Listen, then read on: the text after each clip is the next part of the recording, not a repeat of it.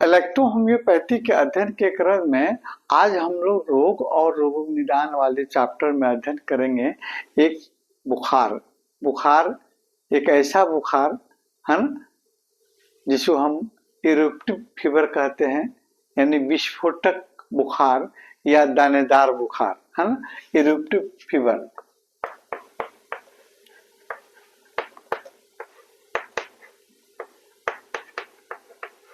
Eruptive fever, इसको आपको विस्फोटक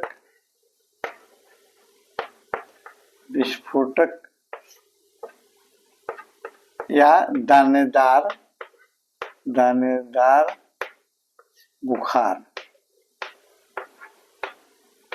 क्या होता है ना, और इसमें कौन कौन से बुखार आते हैं है ना, किस कारण से होता है और कैसे हम आपको इलेक्ट्रोहोम्योपैथिक औषधियों से इसको हम ठीक कर सकते हैं। इरप्टिव बुखार यानी इसको दानेदार बुखार कहिए या विस्फोटक बुखार, वैसा बुखार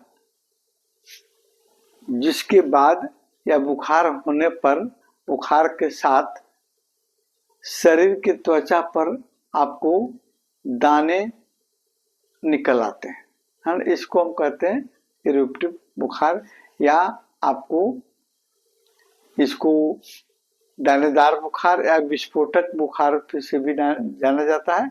और ये आपको ज्यादातर आपको बैक्टीरिया और वायरस के कारण आपको होता है ना।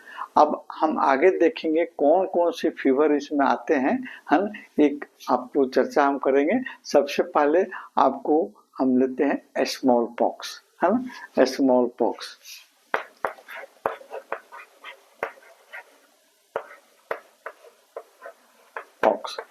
है ना, स्मॉल पॉक्स क्या होता है ना, चेचक है ना, और ये जो है आपको वायरोला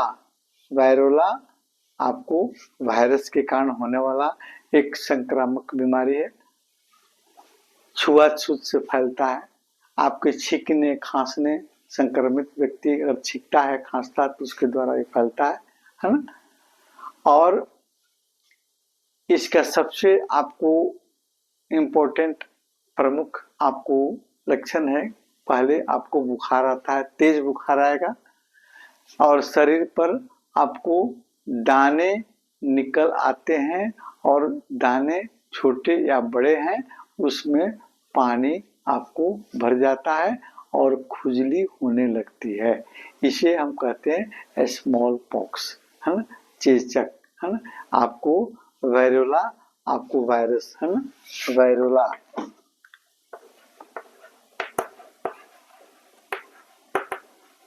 वायरस है ना, वेरियोला आपको वायरस के कारण आपको ये रोग आपको होता है। आगे एक और आपको इरप्टिव फीवर में आता है आपको मीजल्स, जिसको खसरा कहते हैं, मीजल्स।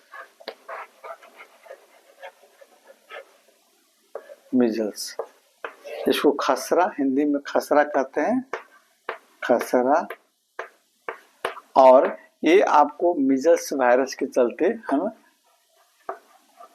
मीजल्स वायरस के कारण आपको ये रोग आपको होता है। और इसमें आपको भी तेज बुखार, आपको 1 से 2 से आपको 4 दिन तक बुखार आपको देखने को मिलता है। ज्यादातर बच्चों में ये रोग आपको आता है। सर्दी खांसी हो जाएगी और जुकाम के साथ शरीर पर आपको लाल लाल छोटे छोटे दाने आपको दिखाई पड़ते हैं है ना, इसको हम कहते हैं आपको खसरा, मिजल्स है ना। और तीसरा एक और इम्पोर्टेंट आपको फीवर है जिसको हम रूबेला कहते हैं, रूबेला डिजीज है, रोग आपको रूबेला। ये रूबेला ये भी आपको रूबेला वायरस है ना, ये रूबेला वायरस से भी होता है। रूबेला वायरस से होने वाला एक रोग है, और इसमें भी आपको सर्दी खांसी, छींक, हल्का बुखार और शरीर पर गुलाबी रंग के लाल दाने, है ना, और साथ में लिम्फ नोड में आपको सूजन, सिर दर्द, भूख कम लगना, वजन घटना, ये कुछ कॉमन आपको इसके सिम्टम है। बुखार होने के बाद में इस तरह के सिम्टम दिखते हैं। मेन सिम्टम में आपको सर्दी, खांसी, छींके आना, हल्का बुखार और शरीर पर गुलाबी लाल दाने आपको निकलते हैं। लिम्फ नोड में आपको सूजन देखने को मिलती है। और फिर टाइफस, है ना, टाइफस फीवर एक और है ना।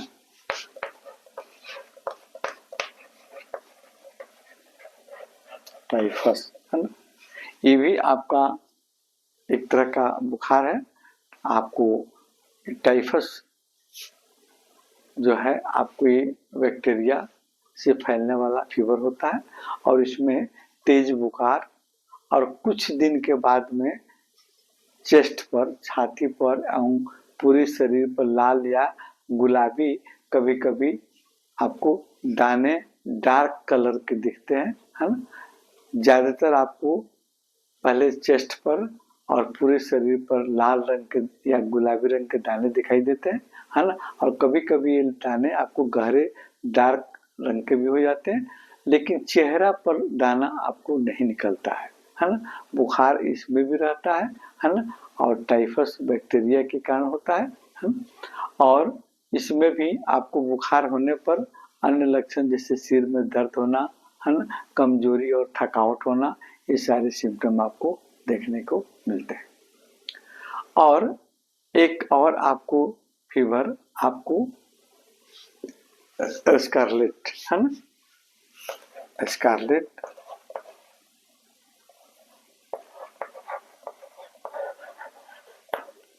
Scarlet fever.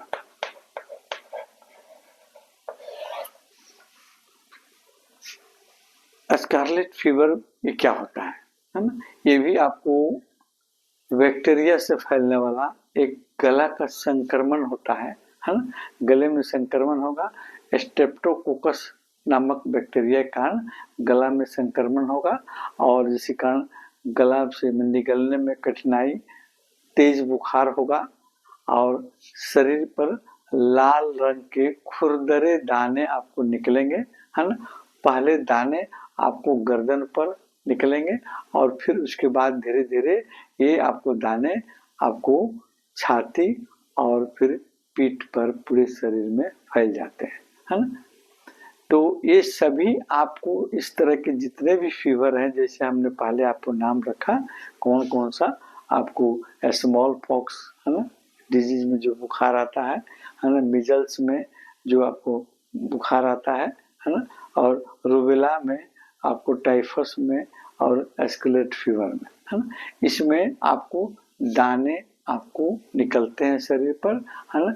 इसको हम इरेप्टिव फीवर के नाम से हम लोग श्रेणी में इसको रखते हैं, है ना। और इन सभी रोगों को रोकने के लिए आपके इलेक्ट्रो होम्योपैथ में प्रिवेंटिव मेडिसिन आपका एस्मन। अगर आपके आजू बाजू में चेचक, मिजल्स, रूबेला का प्रकोप है या टाइफस का प्रकोप है ना, या आपको स्कारलेट फीवर का आपको प्रकोप है, तो वहां पर आप एस्मन को ड्राई पिल्स में फर्स्ट डाइल्यूशन में सूखी गोलियों को आप सुबह सुबह खाना खाने से पहले, सुबह और शाम खाना खाने से पहले खिलाइए, है ना। ये निश्चित रूप से आपको एज ए प्रिवेंटिव आपको के रूप में काम करता है, रोगों से बचाव करता है।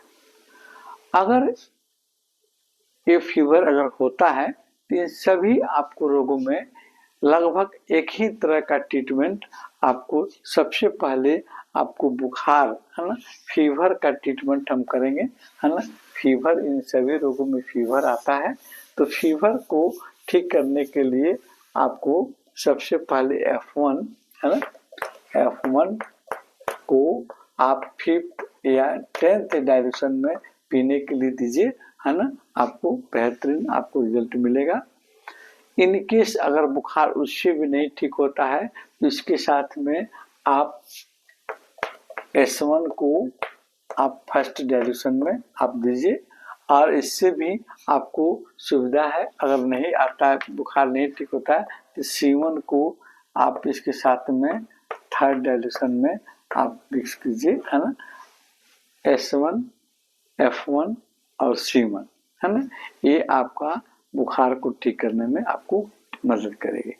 और शरीर पर जो दाने निकलते हैं, दानों में अगर लहर और जलन है तो फिर B या WE का कंप्रेस आप, है ना, B या WE का कंप्रेस लगाना आपको अति लाभप्रद होगा। अगर इन केस फीवर नहीं कम हो रहा है तो फिर आप फ्रंट ऑफ हेड, सिर के आगे वाला भाग जो है, इस पर आप C5 का कंप्रेस, है ना, C5 का कंप्रेस लगाइए, आपको बुखार निश्चित रूप से उतरेगा। 24 नंबर, है ना, 24 नंबर स्थान पर आप नर्व पॉइंट 24 पर हाइपोकॉन्ड्रिक रीजन पर आप F2 का कंप्रेस भी आपको ज्यादा लाभप्रद होता है, आपको ठीक करता है। इसके अलावा 17 नंबर और 18 नंबर नर्व पॉइंट पर WE का कंप्रेस भी आपको लाभप्रद होते हैं। एक और फीवर हेक्टिक फीवर, है ना, हेक्टिक फीवर के बारे में हम जानेंगे। हेक्टिक फीवर,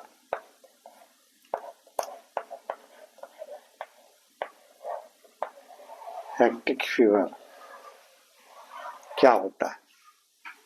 वैसा बुखार या अनियमित तेज बुखार, दिन में बार बार बुखार का चढ़ना और फिर ठीक होना, तापमान का ज्यादा उतार चढ़ाव, दिन में कई बार बुखार हाई टेम्परेचर होगा, है ना, तापमान ज्यादा होगा, फिर आपको कम हो जाएगा, दवा देने के बाद पुनः फिर आ जाएगा बुखार, है ना। और इस तरह के बुखार में आपको शाम में जब बुखार आएगा, रात में पसीने आपको ज्यादा होते हैं और हल्का शिवरण, आपको ठंडा लगना, कमजोरी, थकान, भूख कम होना, ये स्वाभाविक है। लेकिन मेन आपको हेक्टिक फीवर में ये अनियमित तेज बुखार होता है ना, दिन में कई बार आना, बुखार का चढ़ना और उतरना जारी रहता है। ज्यादातर इस तरह के बुखार आपको एब्सेस, है ना, शरीर में कहीं बड़ा फोड़ा या घाव निकलता है तो वहां पर ये फीवर आपको, इस तरह के फीवर आपको देखने को मिलते हैं। उस पीरियड में बुखार आने पर दवा दे दी जाती है, फिर उसके बाद में बुखार थोड़ा सा डाउन हुआ, फिर बुखार चढ़ गया, है ना। ट्यूबरकुलोसिस के केस में भी इस तरह के बुखार आपको, सुबह में बुखार नॉर्मल रहेगा, शाम में बुखार बढ़ जाएगा, रात में पसीना होगा। और सेप्सिस रोग, जिसमें आपको खून का संक्रमण, है ना, ब्लड में आपको बैक्टीरिया वायरस का संक्रमण होता है, उस पीरियड में भी आपको इस तरह के बुखार आपको देखने को मिलता है। तो इस तरह के फीवर में आप A3 plus F1 plus S10 plus भरवन प्लस आपको P2, है ना, इन सभी औषधियों को आप 10th डाइल्यूशन में आप पीने के लिए दीजिए, है ना, आपको इससे लाभ होगा। 24 नंबर नर्व पॉइंट पर हाइपोकॉन्ड्रिक रीजन पर आप F2 का, 24 नंबर आपको हाइपोकॉन्ड्रिक नर्व पॉइंट पर आप F2 का कंप्रेस लगाइए और बेहतरीन रिजल्ट आपको मिलेगा। पुनः हम अन्य फीवर के बारे में अगले क्लास में चर्चा करेंगे।